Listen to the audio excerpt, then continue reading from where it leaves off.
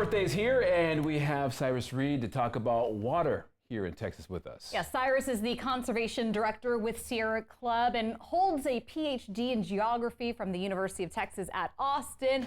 Horns. Of course, taking the time to talk about water, a very important issue because, of course, with this current legislative session, water is a very big topic. So, you know, we talk about the state of Texas, our growing population, the density, and the challenges that poses on the state's water supply. Can you break that down for us? Yeah, every 5 years, the state of Texas publishes a state water plan. So right now we're operating under the 2022 state water plan, and it's a lot of effort to put it together. But that shows us that population growth through the next 50 years is going to be about 73%. That's a lot of people consuming and using a lot of water. But we're also showing that the amount of water, mainly due to groundwater depletion, is going to go down by 18%. So that's 73% more people and 18% less water. That's a real problem for the future of our state. And it looks like our state lawmakers are taking this to heart a little bit. This legislative session is kind of focused on water.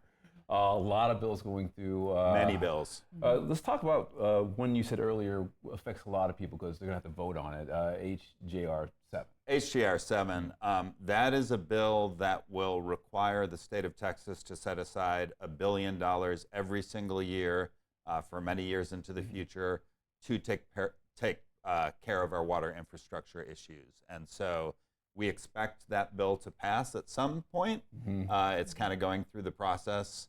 It's out of committee in the House, but hasn't yet gone to the floor. So we're kind of waiting to see what happens in the next days, next 6 weeks of the legislative session. But we expect it to pass. And with that, voters would be required to approve a constitutional amendment to allow that extra money to flow to the Texas Water Development Board. Just real quickly, you talk about the amount, billions of dollars. Is that something that is a drop in the bucket, or is it something that will help solve these issues? So both. Okay. So first of all, in the regular budget, which is called SB1, that's the state's budget, they are setting aside, at least in the Senate version, $2.5 billion. The House has $2.5 billion as well, although it's actually in a different bill. Gets complicated. Right. But somewhere between 2.5 and 5 billion without voter approval could be approved in the coming days in legislative session. And that's more to take care of immediate issues. Okay. So that's a major amount of money. But then HGR 7 would look to our future and say, every year we're going to need money, so $1 billion. But to put it into context, the state water plan said we're going to need about $80 billion over the next 50 years. So $1 billion is a lot, but $80 billion is a lot more. Yeah. So the need is great over the next 50 years. And we talk a lot about water quality and water protections, of course, a really big topic in Texas. Can you go into more detail about that?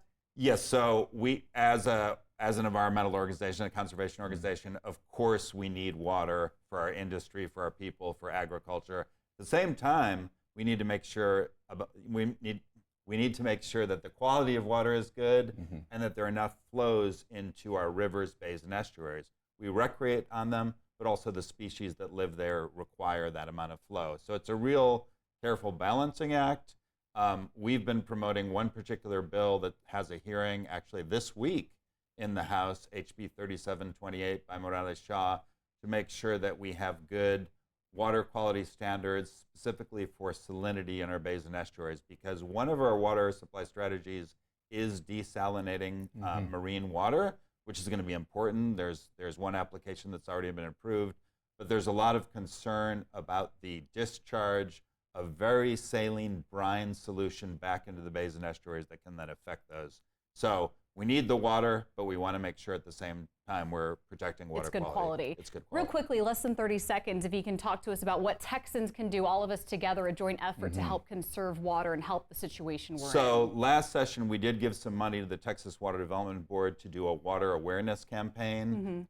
They haven't rolled it out yet, but it's really going to be focused on how we use water and conserving water. And in fact, in the state water plan, the #1 strategy to meet our water needs is actually water conservation. If we can be more efficient with water and use it wisely, use better appliances, use better irrigation techniques for farmers, but also for our own lawns, all of that can really help conserve the water that we're going to need for the future. I know I'm guilty of taking very long showers, so I will do my part, I promise. But we really appreciate you taking the time to be with us and explain to our viewers everything that is going on with the state of our water. It was a real pleasure, and look for a vote in November. Of course. Thank you so much. Thank you.